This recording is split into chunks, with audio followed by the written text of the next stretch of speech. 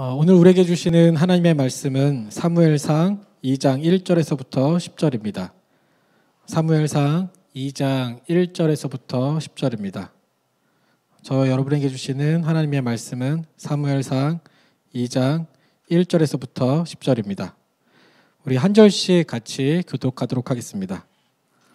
한나가 기도하여 이르되 내 마음이 여호와로 말미암아 즐거워하며 내 뿔이 여호와로 말미암아 높아졌으며 내 입이 내 원수들을 향하여 크게 열렸으니 이는 내가 주의 구원으로 말미암아 기뻐함이니이다. 여호와와 같이 거룩하신 이가 없으시니 이는 주밖에 다른 이가 없고 우리 하나님 같은 반석도 없으시니이다. 심히 교만한 말을 다시 하지 말 것이며 오만한 말을 너희의 입에서 내지 말지어다. 여호와는 지식의 하나님이시라 행동을 달아 보시느니라.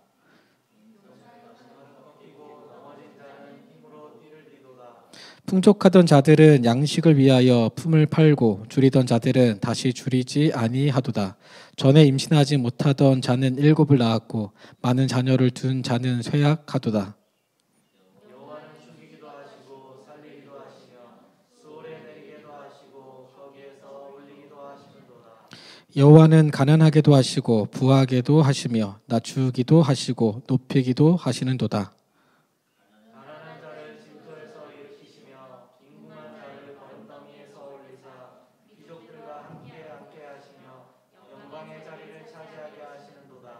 땅의 기둥들은 여호와의 것이라 여호와께서 세계를 그것들 위에 세우셨도다. 그가 그의 거룩한 자들의 발을 지키실 것이요 악인들을 흑암 중에서 잠잠하게 하시리니 힘으로는 이길 사람이 없음이로다. 여호와를 대적하는 자는 산산이 깨어질 것이라 하늘에서 우레로 그들을 치시리로다. 여호와께서 땅끝까지 심판을 내리시고 자기 왕에게 힘을 주시며 자기 기름 부음 받은 자의 뿔을 높이시리로다. 아멘.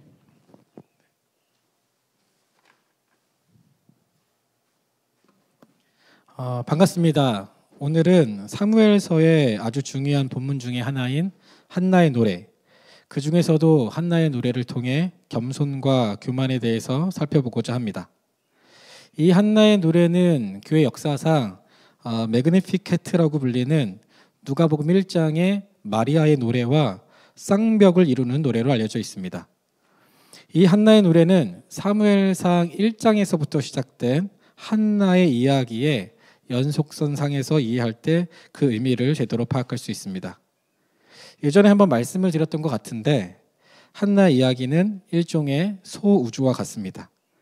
이스라엘 전체 이야기가 대우주라면 한나의 이야기는 작은 우주입니다.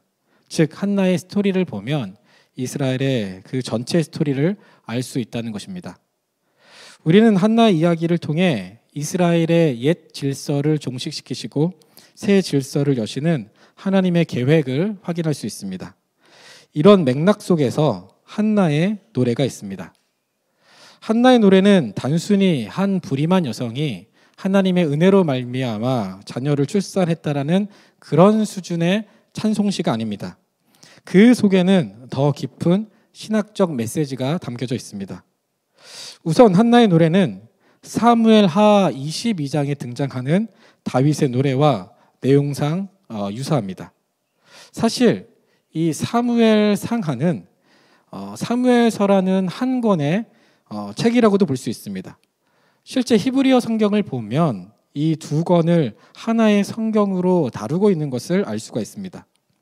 이 말인즉슨 사무엘서 저자가 의도적으로 한나의 노래와 다윗의 노래를 사무엘서 처음과 끝에 위치시켰다는 것입니다.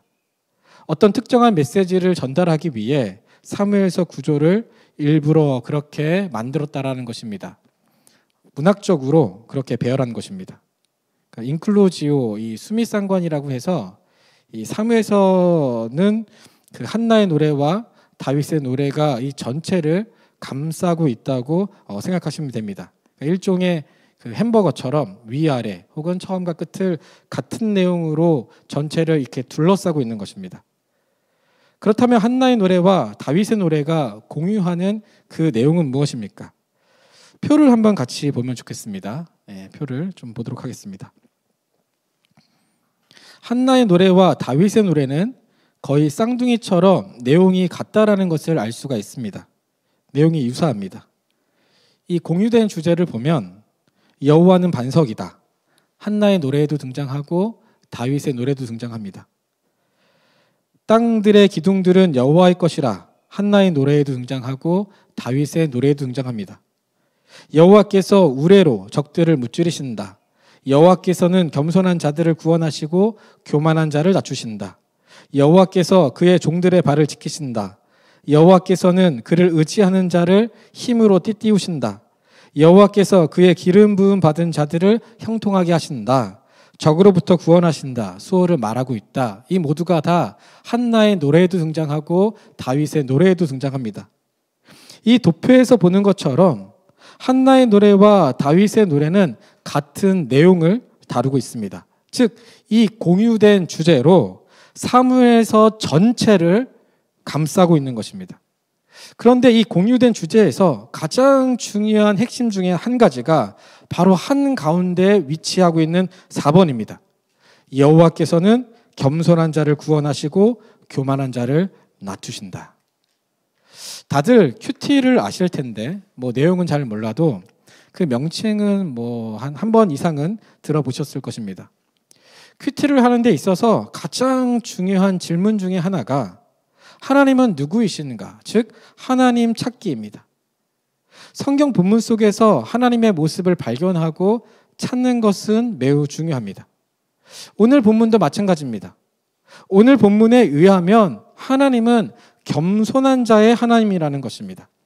하나님은 교만한 자를 낮추시고 겸손한 자를 높이시는 분이라는 것입니다. 사무엘서는 바로 이 겸손한 자의 하나님이라는 주제가 전체를 감싸고 있는 것입니다. 그래서 오늘 저는 그렇다면 성경이 말하는 겸손이 무엇인지, 교만이 무엇인지를 잠시 살펴보고자 합니다. 겸손과 교만, 도대체 무엇입니까? 많은 사람들이 겸손과 교만하면 어떤 특정한 행동을 떠올리기가 쉽습니다. 겸손한 사람은 겸손한 행동은 이런 것이다. 교만한 행동은 저런 것이다. 이런 식으로 행동으로 접근을 하는 것입니다. 물론 겸손과 교만이 추상적인 개념이기 때문에 그것을 이해하기 위해서는 보여지는 현상으로부터 유추해 갈 수밖에 없습니다. 하지만 겸손과 교만은 어떤 특정한 행동 그 자체는 아닙니다. 겸손과 교만은 일종의 경향성입니다. 경향성, 마음의 상태입니다. 우리 한번 저를 따라 같이 한번 좀 이야기해 보면 좋겠습니다. 겸손과 교만은 경향성이다. 마음의 상태다. 그렇기 때문에 이 겸손과 교만은 자기를 어떻게 평가하느냐, 자기 평가의 문제라고도 할 수 있습니다. 그럼 하나씩 겸손과 교만을 좀 살펴보겠습니다. 먼저 교만입니다. 성경은 교만을 뭐라고 말할까요? 성경을 몇 군데만 좀 찾아보겠습니다. 야고보서 4장 16절입니다. 야고보서 4장 16절입니다. 우리 같이 한 목소리를 읽도록 하겠습니다. 이제도 너희가 허탄한 자랑을 하니. 여기서 허탄한 자랑이라는 표현이 있습니다. 허탄한 자랑. 이게 교만인데 헬라어로는 알레조네이아라고 합니다. 그러니까 뜻은 자기를 자기 이상으로 내보이는 태도, 허풍, 허세를 의미합니다. 이 전장에서 적들을 만나면 자기 능력을 포장하기 위해 과시도 하고 허풍도 떨고 허세도 부리는데 그때 사용하는 단어가 바로 이 알레조네이아입니다. 또 말씀을 좀 찾아보겠습니다. 요한 1서 2장 16절입니다. 요한 1서 2장 16절입니다. 한번 같이 읽도록 하겠습니다. 시작.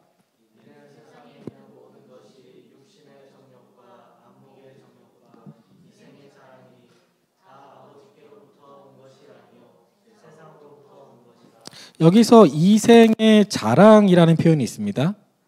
이생의 자랑, 이게 교만인데 여기서 자랑은 알레조네이아이고 이 이생이라는 것이 헬라어로 비오스라고 합니다. 이 비오스는 생명이라는 뜻입니다. 여기서 영어 바이올로지가 이제 유래한 거죠. 그 탕자의 비유를 보면 탕자가 아버지한테 재산을 달라고 합니다. 거기서 재산이라고 사용한 단어가 바로 이 비오스 생명입니다. 그래서 개역개정판 같은 경우는 이 단어를 살림이라고 번역을 했습니다. 그런데 요한 1서 2장 16절을 보면 사도 요한은 사람들이 그 비오스 생명을 어떻게 한다고 말하고 있습니까? 자랑한다는 것입니다. 알레조네이아 한다는 것입니다. 알레조네이아가 무슨 뜻입니까? 자기를 자기 이상으로 내보이는 태도나 허세, 허풍을 말합니다. 사도 요한은 지금 사람들이 그 생명을 알레조네이아, 자랑한다고 말하고 있습니다. 생명은 하나님의 것인데 마치 그 생명이 자신 것처럼 여기고 자랑하고 허세를 부르고 허풍을 떤다는 것입니다. 즉 마치 자신이 하나님이라도 된 것처럼 과시하고 자랑한다는 것입니다. 그것이 교만이라는 것입니다. 말씀을 한 군데 더 찾아보겠습니다. 로마서 1장 30절입니다. 로마서 1장 30절입니다. 이 구절은 마치 금맥이라도 발견한 것처럼 이 교만과 관련된 단어가 많이 등장합니다. 한번 같이 읽도록 하겠습니다. 시작.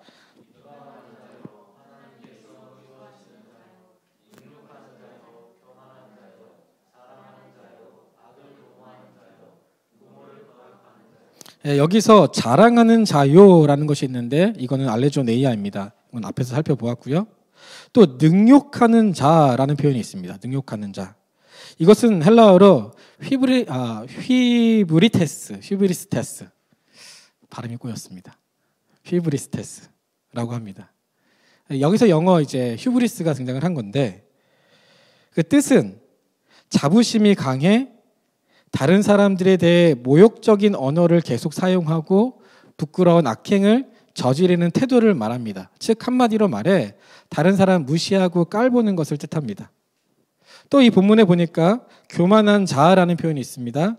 이것은 헬라어로 휘페레파노스라고 합니다. 이 뜻은 솟아난다. 이게 윤리적이고 도덕적인 의미로 사용될 때는 자기를 다른 사람 위에 있다고 여기는 마음가짐, 경향성을 말합니다. 군림하려는 태도를 뜻합니다. 즉 지금까지 앞서 살펴보았던 그 교만과 관련된 그 성경 구절들을 좀 정리하면 성경에서 말하는 교만이란 자기를 자기 이상으로 내보이고 하나님께서 주신 생명을 자신의 생명인 양 착각하며 하나님 없이도 스스로의 힘으로 살 수 있다고 떠벌리고 다른 사람들 무시하고 깔보고 다른 사람 위에 군림하려는 그런 마음의 상태, 경향성을 말합니다. 한마디로 말해 자신이 하나님이 되는 것입니다. 자기 인생의 주인이 자신인 것처럼 주인 노릇하고 왕 노릇하고 자기 멋대로 자기 하고 싶은 대로 자기 소견에 옳은 대로 살아가는 것, 그것이 교만입니다. 사실 이것은 누구의 죄입니까? 아담의 죄입니다. 사탄의 죄입니다. 성경은 피조물이 자신의 신분과 위치와 본분을 망각하고 창조주처럼 되려는 것, 그것이 죄이고 교만이라고 말합니다. 이것과 관련해서 C.S. 루이스가 아주 재밌는 말을 했습니다. 그는 이렇게 말합니다. 교만은 본질적으로 경쟁적이다. 보통 사람은 어떤 물건을 단순히 좋아서 가지고자 하지만 교만한 사람은 자기가 다른 사람보다 더 나음을 보이기 위해서 그 물건을 가지고 싶어 한다. 그리고 또 한 가지 그가 이 교만과 관련해서 이런 흥미로운 말도 했습니다. 교만한 사람일수록 다른 사람의 교만을 잘 본다. 결국 교만이란 자기 중심적인 태도와 경향성으로 자신이 하나님이 되는 것입니다. 그렇다면 겸손은 무엇입니까? 성경은 겸손을 어떻게 말합니까? 말씀을 몇 군데 좀 찾아보겠습니다. 잠언 22장 4절입니다. 잠언 22장 4절입니다.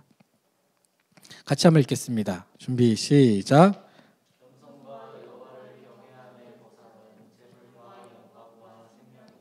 여기서 겸손이라는 단어가 등장하는데 히브리어는 아나와라고 합니다. 아나와. 이 구약 성경을 보면 아나와, 아누트, 아니 이런 단어들이 있는데 다 겸손이라고 번역됩니다. 그런데 이 아나라는 단어가 겸손이라는 뜻도 있지만 동시에 가난, 고난, 허약함, 수치심, 비참함 이런 의미도 가지고 있습니다. 이걸 좀 기억하면서 말씀을 한 군데 더 좀 찾아봤으면 좋겠습니다. 베드로전서 5장 5절입니다. 베드로전서 5장 5절입니다. 같이 한번 읽겠습니다. 젊은 자들아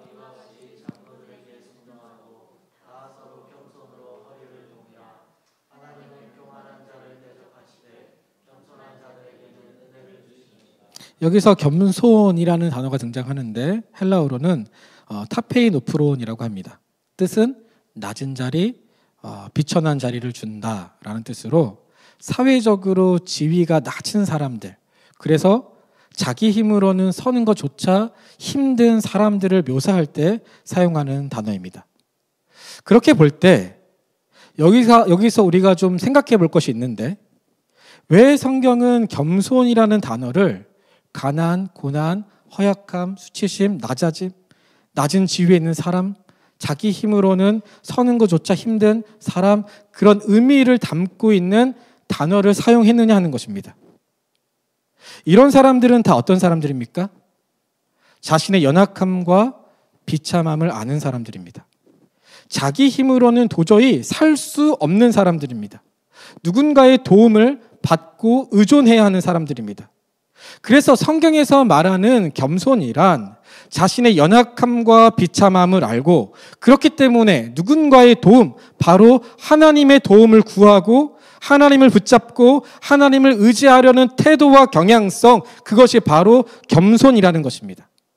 교만한 사람은 자기 분수도 모르고 마치 자신이 하나님이라도 된 것처럼 착각하며 사는 사람이라면 겸손한 사람은 자신의 연약함과 비참함을 알고 하나님께 나아가 하나님의 은혜를 구하고 자신의 생명이 하나님의 것임을 인정하고 하나님을 일평생 의지하고 살아가는 사람, 그 사람이 바로 겸손한 사람이라는 것입니다. 여기서 한 가지, 우리는 겸손과 자기 연민을 구분할 수 있어야 합니다. 겸손과 자기 연민은 비슷한 듯 하지만 둘은 확실하게 차이가 있습니다. 이 둘의 공통점은 자기 인식입니다. 자기 평가죠. 이 둘 다 자신은 연약하고 비참한 존재라는 것을 잘 알고 있습니다. 둘 다 자신이 불쌍한 존재라는 것을 압니다. 하지만 둘의 결정적인 차이점은 겸손은 그렇기 때문에 하나님께 나아가 하나님을 의지합니다.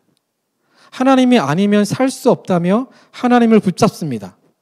그런데 반면 자기 연민은 그렇지 않습니다. 자기 연약함과 비참함을 알지만 하나님께 나아가지 않습니다. 여전히 자신의 생명이 자신의 것처럼 착각합니다. 그래서 세상을 향한 원망과 불만이 가득하고 때로는 깊은 무력감과 우울증에 빠집니다. 이것과 관련해서 성경에 상반된 대표적인 인물들이 있습니다. 바로 한나와 가룟 유다입니다. 한나는 자신의 비참함과 연약함을 알고 하나님께 나아가 주님을 매달리고 기도했습니다. 반면 가룟 유다는 예수님을 팔고 그 자신의 연약함에 괴로워하다가 결국 무엇을 선택합니까? 자신의 생명을 스스로 끊는 극단적인 선택을 합니다. 그는 여전히 자신의 생명이 자신의 것인 줄 착각했습니다. 그래서 자기 연민은 또 다른 의미에서 교만입니다. 진정한 겸손은 자기의 연약함을 알고 거기서 그치는 것이 아니라 하나님께 나아가 하나님의 은혜를 구하는 것입니다. 하나님의 약속을 붙잡고 하나님을 신뢰하며 하나님이 아니면 살 수 없다며 하나님의 은혜를 갈망하고 사모하는 것입니다. 그런 의미에서 우리가 함께 생각해 볼 것이 있습니다. 이 겸손이 굉장히 중요한데 사람이 겸손하기가 쉽습니까? 교만하기가 쉽습니까? 네. 저의 셀 리더가 여기 앉아 계시는데 제가 제자 셀이거든요. 저의 리더죠. 우리 전 집사님. 사람은 겸손하기가 쉽습니까? 교만하기가 쉽습니까? 네, 교만하기가 쉽습니다. 왜 그렇습니까? 겸손은 인간의 본성을 거스르는 것이기 때문입니다. 인간은 본질상 죄인이기에 가만히 있으면 교만할 수밖에 없습니다. 우리의 마음의 상태가 경향성이 그렇게 발동하게 되어 있습니다. 이 맥체인이라는 목사님이 이런 말씀을 하셨습니다. 나는 내가 교만하다라는 사실을 안다. 그러나 아직 그 교만의 절반도 알지 못했다. 이 맥체인이라는 목사님은 19세기 스코틀랜드의 가장 경건하다고 알려진 목사님입니다. 그 맥체인의 성경 읽기표 한 번 정도는 들어보셨죠? 지금도 그 성경 읽기표대로 성경을 읽는 분들이 있을 텐데 그 성경 읽기표를 만든 사람이 이 맥체인 목사님입니다. 그만큼 경건하게 사셨던 분이죠. 근데 그분이 하시는 말씀이 나는 내가 교만하다라는 사실을 안다. 그러나 아직 그 교만의 절반도 알지 못했다. 라고 말씀을 하셨습니다. 그 미국의 최고의 신학자이자 목회자라고 평가받는 조나단 에즈워즈라는 사람이 있는데 그가 회심을 하고 회심한 지 20년이 지난 뒤에 이런 말을 했습니다. 바닥을 알 수 없는 무한히 깊은 교만. 자기 안에는 바닥을 알 수 없는 그 무한히 깊은 교만이 있다는 것입니다. 우리가 잘 알고 있는 종교개혁자 마르틴 루터, 그는 이런 말을 했습니다. 로마에 있는 교황과 모든 추기경보다 자하라는 교황이 더 두렵다. 이 마르틴 루터가 교황과 카톨릭과 대적해서 싸웠던 사람인데 그가 하는 말이 로마에 있는 교황과 모든 추기경보다 자하, 바로 나라는 그 교황이 더 두렵다라고 이야기했습니다. 이것이 바로 우리의 실존입니다. 우리는 태생적으로 죄인이기에 교만하고 자기중심적이고 하나님과 상관없이 내 뜻대로 내 소견대로 옳은 대로 살아갑니다. 그런데 문제는 무엇입니까? 하나님은 어떤 사람을 쓰십니까? 겸손한 사람입니까? 교만한 사람입니까? 겸손한 사람을 사용하십니다. 그런 의미에서 성경은 고난도 유익이 있다는 것입니다. 하나님께서는 우리가 당하는 그 고난을 통해 우리를 빚어가시고 다듬으시고 겸손케 하신다는 것입니다. 그래서 사도 바울은 이 비밀을 깨달았기 때문에 고린도 후서 12장 10절에서 이런 고백을 할 수 있었습니다. 그러므로 내가 그리스도를 위하여 약한 것들과 능욕과 궁핍과 박해와 곤고를 기뻐하노니 이는 내가 약한 그때의 강함이라. 사도 바울은 자신의 약한 것, 능욕, 궁핍, 박해, 곤고를 기뻐한다는 것입니다.